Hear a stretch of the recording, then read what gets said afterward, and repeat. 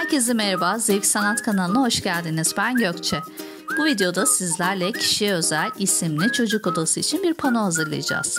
Malzemeleri size tanıtmak istiyorum. Halat ipi ihtiyacımız olacak ve halat zinciri,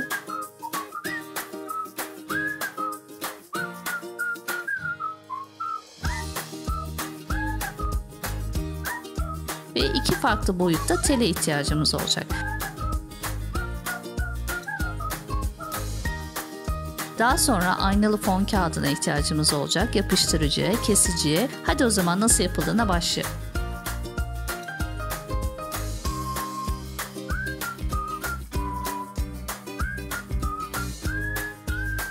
İlk olarak kullanacağımız ismi bir kağıda yazalım. Ben oğlum Uzay için bir pano hazırlayacağım, o yüzden ismini yazıyorum.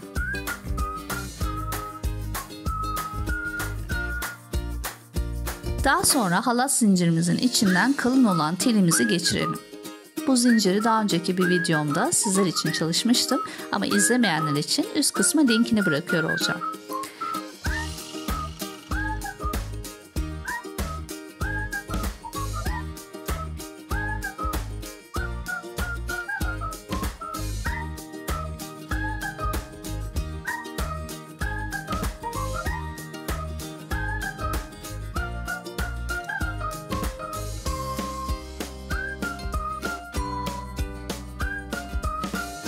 İsmimize göre şekillendirelim.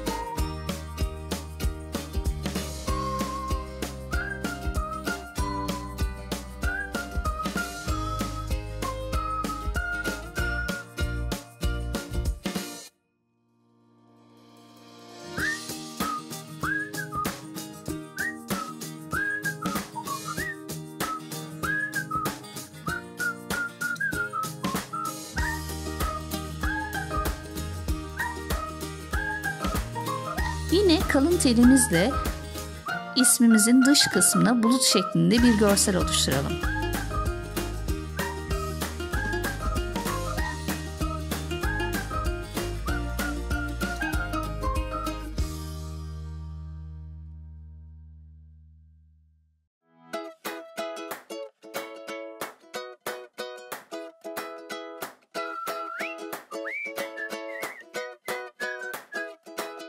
Telin üzerinden halat ipimizi sıcak silikon ile yapıştıralım.